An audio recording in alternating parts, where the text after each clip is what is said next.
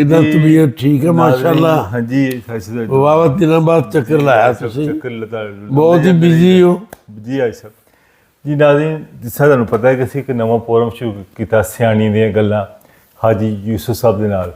ਹਾਜੀ ਯੂਸਫ ਸਾਹਿਬ ਦਾ 35 ਸਾਲ 40 ਸਾਲ ਦਾ ਬਹੁਤ ਲੰਮਾ ਐਕਸਪੀਰੀਅੰਸ ਅਰਬ ਵਿੱਚ ਤੇ ਬੜੀ ਇਹਨਾਂ ਨੇ ਲੋਕਾਂ ਦੀ ਖਿਦਮਤ ਵੀ ਕੀਤੀ, ਬੜੇ ਲੋਕਾਂ ਦੀਆਂ ਦੁਆਵਾਂ ਵੀ ਲਈਆਂ। ਤੇ ਅੱਜ ਕੱਲ੍ਹ ਜੋ ਕਿ ਇੱਥੇ ਹੁੰਦੇ ਯੂਕੇ 'ਚ ਹੁੰਦੇ ਆ ਤੇ ਮੈਂ ਸਿਆਣੇ ਬੰਦੇ ਦੀ ਬੈਠਕ 'ਚ ਬਹਿ ਕੇ ਗੱਲਾਂ ਸਮਝੀ ਦੀਆਂ ਵੀ ਸੁਣੀ ਦੀਆਂ ਵੀ। ਤੇ ਅੱਜ ਇਹਨਾਂ ਨਾਲ ਇੱਕ ਟੌਪਿਕ ਦੀ ਡਿਸਕਸ ਕਰਨ ਵਾਸਤੇ ਆਇਆ ਹਾਂ। ਹਾਈ ਸਾਹਿਬ, ਇੱਕ ਟੌਪਿਕ ਇਹ ਹੈ ਕਿ ਇਹ ਹਮੇਸ਼ਾ ਮੁੰਡੇ ਪੜ੍ਹਨ ਵਾਸਤੇ ਬਰਤਾਨੀਆ ਹੁੰਦੇ ਸੀ ਆਮ ਤੌਰ 'ਤੇ ਇਹੀ ਮੁੰਡਾ ਪੜ੍ਹਨ ਗਿਆ ਪਹਿਲੇ ਵਕਤ ਜਿੱਦਾਂ ਹੁਣ ਇੱਕ ਟ੍ਰੈਂਡ ਚੇਂਜ ਹੋ ਗਿਆ ਵੀ ਲੋਕਾਂ ਨੇ ਕੁੜੀਆਂ ਵੀ ਘੱਲਣੀਆਂ ਸ਼ੁਰੂ ਕਰ ਦਿੱਤੀਆਂ। ਅੱਛਾ, ਜਿਹੜੀਆਂ ਕੁੜੀਆਂ ਅੱਜ ਸਭ ਇੱਥੇ ਆਉਂਦੀਆਂ ਉਹ ਉਹਨਾਂ ਦਾ ਜਿਹੜਾ ਜ਼ੇਨ ਪੜ੍ਹਨ ਦਾ ਹੁੰਦਾ ਆਖਦੀ ਕਿ ਸੈਟਲ ਹੋਣ ਦਾ ਜ਼ੇਨ ਹੁੰਦਾ। ਹਾਂਜੀ, ਮੁੰਡੇ ਵੀ ਇਸੇ ਤਰ੍ਹਾਂ ਜਿਹੜੇ ਮੁੰਡੇ ਪਾਕਿਸਤਾਨ ਨੂੰ ਫੀਸ ਦੇ ਕੇ ਆਉਂਦੇ ਆ ਉਹਨਾਂ ਦਾ ਮਕਸਦ ਇੱਥੇ ਪੜ੍ਹਨਾ ਨਹੀਂ ਹੁੰਦਾ। 80% ਬੰਦੇ ਸਿਰਫ ਸੈੱਟ ਹੋਣ ਵਾਸਤੇ ਹੀ ਆਉਂਦੇ ਆ। ਹਾਂਜੀ, ਉਹਦਾ ਮਕਸਦ ਨਹੀਂ ਕਿ ਯਾਰ ਪੜ੍ਹ ਲਈ, ਨਹੀਂ ਉਹ ਆਉਣਗੇ ਸਟੱਡੀ ਕਰਨਗੇ ਵੀ ਨਾ, ਉਹ 1 ਸਾਲ ਮਜ਼ਦੂਰੀ ਨੂੰ ਕਰਨਗੇ ਵੀ 2 ਸਾਲ ਦਾ ਸਾਨੂੰ ਪਰਮਿਟ ਲੱਭ ਜੂ। ਗੌਰਮੈਂਟ ਦੀ ਪਾਲਿਸੀ ਹੈ ਜਿਹੜਾ ਬੰਦਾ ਇਹ ਐਗਜ਼ਾਮ ਪਾਸ ਕਰੂਗਾ ਨਾ ਅਸੀਂ 2 ਸਾਲ ਦਾ ਵਰਕ ਪਰਮਿਟ ਦੇਵਾਂਗੇ। ਜਿਹੜੇ ਕਿ ਆਉਂਦੇ ਵੀ ਨਾ 1 ਸਾਲ ਪੜ੍ਹਦੇ ਮਿਹਨਤ ਨਾਲ ਕਰਕੇ 2 ਸਾਲ ਪਰਮਿਟ ਲੱਭ ਜੂਗਾ, 2 ਸਾਲ ਕੰਮ ਕਰਾਂਗੇ ਤੇ ਫਿਰ ਕੋਈ ਇੱਥੇ ਕੋਈ ਨਾ ਕੋਈ ਦਾਲ ਮਾਰਾਂਗੇ, ਚੱਕਰ ਚਲਾ ਕੇ ਇੱਥੇ ਹੋ ਜਾਵੇ। ਮੁੰਡੇ ਵੀ ਇੱਦਾਂ ਹੁੰਦੇ ਤੇ ਕੁੜੀਆਂ ਵੀ। ਹੁਣ ਬਹੁਤ ਸਾਰੀਆਂ ਕੁੜੀਆਂ ਜਿਹੜੀਆਂ ਨਾ ਉਹ ਇਸ ਵੇਲੇ ਬਰਤਾਨੇ 'ਚ ਆਈਆਂ ਹੋਈਆਂ। ਕਿਉਂਕਿ ਮੇਰੇ ਕੋਲ ਚੂੰਕਿ ਮੈਂ ਇੱਕ ਮੀਡੀਆ ਦਾ ਬੰਦਾ, ਮੇਰੀ ਲੋਕ ਫੋਨ ਕਰਦੇ ਆ ਜੋਬਸ ਵਾਸਤੇ, ਕਰਦੇ ਆ ਰਿਹਾਇਸ਼ ਵਾਸਤੇ, ਕਰਦੇ ਆ। ਉਹਨਾਂ ਦਿਨੋਂ ਕਿਸੇ ਬੱਚੀ ਦਾ ਫੋਨ ਆਇਆ, ਉਹ ਸਿਫਾਰਿਸ਼ ਕਰਾਈ ਪਾਕਿਸਤਾਨੋਂ। ਉਹ ਕਹਿੰਦੀ ਕਿ ਮੈਨੂੰ ਤਕਰੀਬਨ 2.5 ਮਹੀਨੇ ਹੋ ਗਏ ਹਾਈ ਸਾਹਿਬ ਆਈ ਨੂੰ, ਜੋਬ ਹੈ ਨਹੀਂ ਗੀ, ਮਕਾਨ ਦਾ ਦੇਣ ਨੂੰ ਕਿਰਾਇਆ ਹੈ ਨਹੀਂ ਗਾ, ਖਾਣ ਪੀਣ ਨੂੰ ਮੈਂ ਤੰਗ ਆ, ਪਰੇਸ਼ਾਨ ਆ। ਉਹ ਹੁਣ ਇਸ ਤਰ੍ਹਾਂ ਮੁੰਡਾ ਬਰਮਿੰਘਮ ਤੋਂ ਤੁਸੀਂ ਮੈਨੂੰ ਦੱਸਿਆ ਉਹ ਆਇਆ, ਉਹਨੂੰ ਕੋਈ ਜੋਬ ਹੈ ਨਹੀਂ। ਗਲਾਸ ਦਾ ਬੰਦਾ ਤੁਸੀਂ ਮੈਨੂੰ ਦੱਸਿਆ ਸੀ ਉਹਨੂੰ ਕੋਈ ਜੋਬ ਹੈ ਨਹੀਂ। ਯਾਨੀ ਕਿ ਬੇਸ਼ੁਮਾਰ ਲੋਕ ਹਾਈ ਸਾਹਿਬ ਲੜਕੇ ਬਹੁਤ ਜ਼ਿਆਦਾ ਸਟੂਡੈਂਟ ਲੜਕੇ ਆ ਗਏ। ਤੇ ਹੁਣ ਜਿਹੜੀਆਂ ਕੁੜੀਆਂ ਆ ਗਈਆਂ ਨਾ, ਐਸੇ ਜਿਹੜੀ ਜ਼ਿਆਦਾ ਪਰੇਸ਼ਾਨੀ ਇਸ ਗੱਲ ਹੋਈ ਵੀ ਜਿਹੜੇ ਕੁੜੀਆਂ ਦਾ ਇੱਥੇ ਮਿਸਯੂਜ਼ ਕੀਤਾ ਜਾ ਰਿਹਾ। ਉਹ ਕੁੜੀਆਂ ਦੀ ਫੀਸ ਨਹੀਂ ਹੁੰਦੀ, ਇਹਨਾਂ ਦਾ ਗਲਤ ਰਸਤਾ ਅਖਤਿਆਰ ਕਰਦੇ ਫੀਸ ਦੇਣ ਵਾਸਤੇ। ਉਹ ਜਿਹੜੀਆਂ ਹੁਣ ਪਾਕਿਸਤਾਨ ਲੋਕ ਆਉਂਦੇ ਆ, ਬੱਚੀਆਂ ਆਉਂਦੀਆਂ ਇੱਥੇ ਪੜ੍ਹਨ ਵਾਸਤੇ, ਉਹਨਾਂ ਦੇ ਵਾਲਦੈਨ ਲੱਗੇ ਨੂੰ ਚਾਹੀਦਾ ਕਿ ਯਾਰ ਪੂਰੀ ਫੀਸ ਦਿਓ ਜਾਂ ਨਾਲ ਆ ਪਾਓ। ਤੁਸੀਂ ਐਸੇ ਦੱਸੋ ਕਿ ਵਾਲਦੈਨ ਨੂੰ ਮਸ਼ਵਰਾ ਦਿਓ ਕਿ ਬੱਚੀਆਂ ਤੁਸੀਂ ਬਾਹਰ ਪੜ੍ਹਨ ਵਾਸਤੇ ਘੱਲਦੇ ਹੋ ਤੇ ਕੀ ਕਿਉਂ ਘੱਲਦੇ ਹੋ, ਕੀ ਹੋ ਸਕਦਾ ਬਿਹਤਰ ਕਿ ਬੱਚੀਆਂ ਦੇ ਸੇਫ। ਉਹ ਜੀ ਮੈਂ ਤੁਹਾਨੂੰ ਗੱਲ ਕਰਦਾ ਵੀ ਉੱਥੇ ਪਾਕਿਸਤਾਨ 'ਚ ਹਾਲਾਤ ਸਹੀ ਨੇ। ਹਾਂਜੀ, ਹਰ ਬੰਦੇ ਚਾਹੁੰਦਾ ਯਾਰ ਸਾਡਾ ਬੱਚਾ ਆ ਬੱਚੀ ਆ ਬਾਹਰ ਚੱਲ ਜਾਏ। ਜੀ ਜੀ। ਤਾਂ ਜਿਹੜੇ ਲੋਕ ਇੱਥੇ ਆਉਂਦੇ ਵੀ ਆ ਨਾ, ਹੁਣ ਤੇ ਉਹ ਕਿਤਨੇ ਬੱਚੇ ਪਾਕਿਸਤਾਨੀ ਆਏ ਵਿਚਾਰੇ, ਅੱਗੋਂ ਕੰਮ ਹੈ ਨਹੀਂ, ਕੰਮ ਹੈ, ਉਹ ਪਰੇਸ਼ਾਨ ਆ। ਅੱਗੇ ਇੱਕ ਦਿਨ ਮੈਨੂੰ ਟੈਲੀਫੋਨ ਆਇਆ, ਯਾਰ ਮੈਨੂੰ ਕੰਮ ਤੇ ਅੰਕਲ ਜੀ ਲਵਾਓ ਕਿਤੇ। ਮੈਂ ਦੌੜਿਆ ਭੱਜਿਆ, ਤੈਨੂੰ ਵੀ ਕਿਹਾ।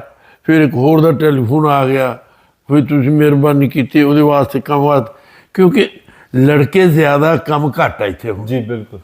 ਉਹਦੇ ਬਾਅਦ ਜਿਹੜੀਆਂ ਬੱਚੀਆਂ ਸਾਡੇ ਪਾਕਿਸਤਾਨੀ ਭਰਾ ਬੱਚੀਆਂ ਭੇਜਦੇ, ਇਹ ਤਾਂ ਬੱਚੀ ਜਿਹੜੀ ਹੈ ਇੱਥੇ ਭੇਜਣੀ ਚਾਹੀਦੀ ਨਹੀਂ। ਪੁੱਛੋ ਕਿੱਦਾਂ?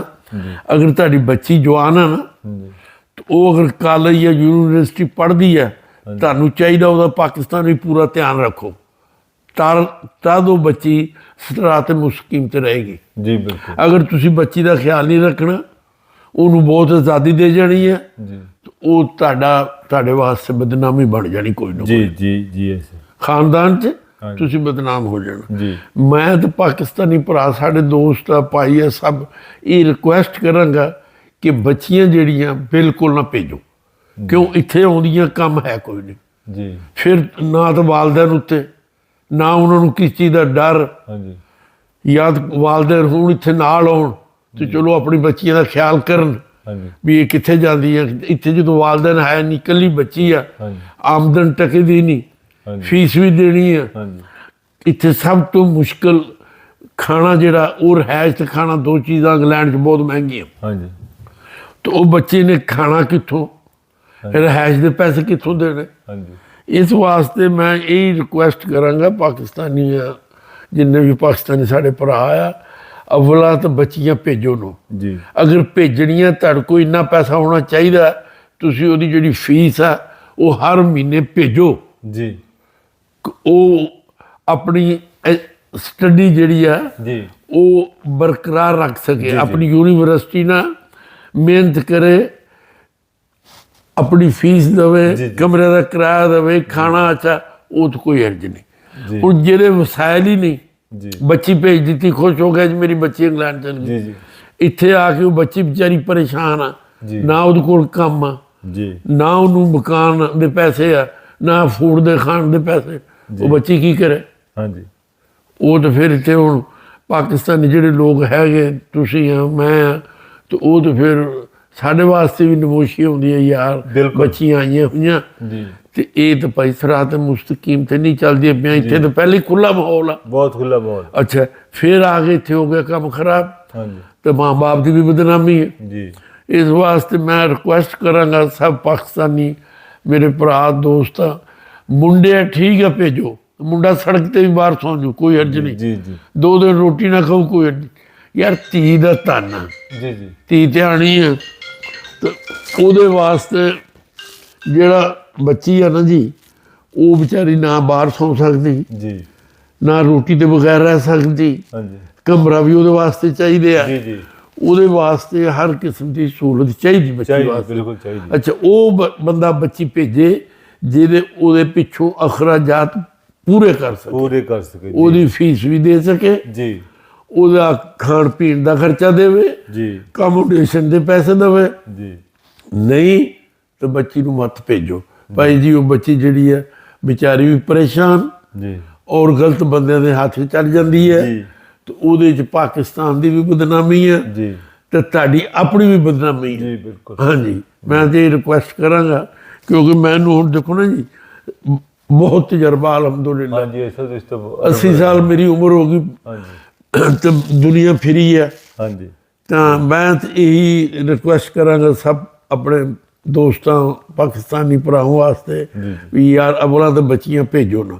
ਜੇ ਤੁਸੀਂ ਭੇਜਣੀਆਂ ਫਿਰ ਮੈਂ ਬਾਰ-ਬਾਰ ਕਹਿਣਾ, ਹਾਂਜੀ ਤੁਹਾਡੇ ਕੋਲ ਇੰਨੀ ਗੁੰਜਾਇਸ਼, ਇੰਨਾ ਪੈਸਾ ਹੋਣਾ ਚਾਹੀਦਾ, ਤੁਸੀਂ ਹਰ ਮਹੀਨੇ ਬੱਚੀ ਦੀ ਜਿਹੜੀ ਫੀਸ ਆ, ਖਾਣੇ ਦੀ, ਕਮਰੇ ਦੀ, ਯੂਨੀਵਰਸਿਟੀ ਦੀ, ਜੀ ਉਹਦੀ ਤੁਸੀਂ ਪਾਕਿਸਤਾਨ ਨੂੰ ਭੇਜੋ। ਭੇਜੋ, ਉਹ ਬਿਲਕੁਲ। ਇੱਜ਼ਤ ਨਾਲ ਬੱਚੀ ਵਕਾਰ ਨਾਲ ਪੜ੍ਹ ਸਕੇ। ਜੀ ਬਿਲਕੁਲ। ਹਾਂਜੀ ਹਾਂਜੀ ਦੇਖੋ ਜੀ, ਜਿਸ ਤਰ੍ਹਾਂ ਜੀ ਹਾਜੀ ਸਾਹਿਬ ਨੇ ਬੜੀ ਅੱਛੀ ਗੱਲ ਕੀਤੀ ਹੈ ਕਿ ਜਿਹੜੀਆਂ ਬੱਚੀਆਂ ਧੀ ਦਾ ਧਨ ਹੁੰਦਾ, ਧੀ ਧਿਆਣੀਆਂ ਹੁੰਦੀਆਂ, ਇੱਥੇ ਆ ਕੇ ਰੁਲਦੀਆਂ ਚੰਗੀਆਂ ਨਹੀਂ ਲੱਗਦੀਆਂ। ਬਦਕਿਸਮਤੀ ਹੈ ਕਿ ਪਾਕਿਸਤਾਨ ਲੋਕ ਗੁਰਬਤ ਦੇ ਮਾਰੇ ਨਿਕਲਦੇ ਆ, ਤੇ ਉਹ ਜਦੋਂ ਕੋਈ ਜਿਹੜੇ ਫੈਮਲੀਆਂ ਪਿੱਛੇ ਇੱਕ ਫੈਸਲਾਬਾਦ ਦੀ ਫੈਮਲੀ ਨੇ ਬੱਚੀ ਘੱਲੀ, ਉਹ ਰਾਬਤਾ ਮਿਲਾ, ਉਹਨਾਂ ਨੇ ਕੀਤਾ ਜੋਬ ਵਾਸਤੇ। ਬੱਚੀ ਕਹਿੰਦੀ ਕਿ ਉਹ ਆ ਗਈ ਇੱਥੇ ਯੂਕੇ 'ਚ ਸਟੱਡੀ ਦੇ ਉੱਤੇ, ਇੱਥੇ ਕੋਈ ਨਾ ਜੋਬ ਨਾ ਕੁਛ ਹੋਰ, ਕਹਿੰਦੀ ਵਾਪਸ ਨਹੀਂ ਮੈਂ ਜਾਣਾ ਜੀ, ਮੇਰੀ ਸ਼ਾਦੀ ਕਰ ਦਿਓ, ਕੋਈ ਬੰਦਾ 80 ਸਾਲ ਦਾ ਹੋਵੇ, ਮੈਨੂੰ ਕੋਈ ਗੱਲ ਨਹੀਂ ਗੀ। ਹੁਣ ਦੇਖੋ ਇਹ ਬੱਚੀ ਜਿਹੜੀ ਉਮਰ ਜਿਹਦੀ 22-24 ਸਾਲ, ਉਹ ਕਹਿੰਦੀ ਸ਼ਾਦੀ ਮੇਰੀ ਕਰ ਦਿਓ, ਬੰਦਾ 70 ਸਾਲ ਦਾ ਹੋਵੇ, ਮੈਨੂੰ ਉਹਦੀ ਉਮਰ ਦਾ ਕੋਈ ਹਿਸਾਬ ਨਹੀਂ, ਮੇਰੀ ਸ਼ਾਦੀ ਕਰ ਦਿਓ, ਫਿਰ ਵਾਪਸ ਨਹੀਂ ਮੈਂ ਜਾਣਾ। ਹੁਣ ਲੋਕ ਜਦੋਂ ਪੈਸੇ ਲੈ ਕੇ ਨਾ ਉੱਥੋਂ ਕੀ ਜੀ ਜਿਹੜੇ ਏਜੰਟ ਆ, ਉਹ ਦਿਖਾਉਂਦੇ ਜੀ ਤੁਹਾਨੂੰ ਸੁਪਨੇ ਖੁਆਬ ਦਿਖਾਉਂਦੇ ਜੀ, ਤੁਸੀਂ ਉੱਥੇ ਪਹੁੰਚ ਗਏ ਤੇ ਜੋਬਾਂ ਬੜੀਆਂ, ਪੈਸਾ ਬੜਾ। ਜਦੋਂ ਇੱਥੇ ਆ ਗਏ, ਇੱਥੇ ਜੋਬ ਵੀ ਕੋਈ ਨਹੀਂ, ਰਿਹਾਇਸ਼ ਵੀ ਨਹੀਂ ਲੱਭਦੀ। ਉਹ ਏਜੰਟ ਜਦੋਂ ਦੇ ਪੈਸੇ ਲੈ ਕੇ ਫਾਰਗ ਹੋ ਗਏ ਤੇ ਕੁੜੀ ਤੁਹਾਡੀ ਫਸ ਗਈ ਜਾਂ ਮੁੰਡਾ ਤੁਹਾਡਾ ਫਸ ਗਿਆ। ਇਸ ਵਾਸਤੇ ਜਿਹੜੇ ਆਪਣੇ ਪਾਕਿਸਤਾਨੀ ਭੈਣ ਭਰਾ ਵੀ ਸਾਡੇ ਨੇ, ਤੇ ਉਹਨਾਂ ਅੱਗੇ ਰਿਕੁਐਸਟ ਹੈ ਕਿ ਤੇ ਜਿਹੜੀਆਂ ਬੱਚਿਆਂ ਨੂੰ ਕੋਸ਼ਿਸ਼ ਕਰੋ ਕਿ ਪਾਕਿਸਤਾਨੀ ਯੂਨੀਵਰਸਿਟੀਆਂ ਉੱਥੇ ਹੀ ਪੜ੍ਹਾ ਲਓ, ਨਾ ਪ੍ਰਦੇਸ਼ਾਂ 'ਚ ਕਰ ਲਓ।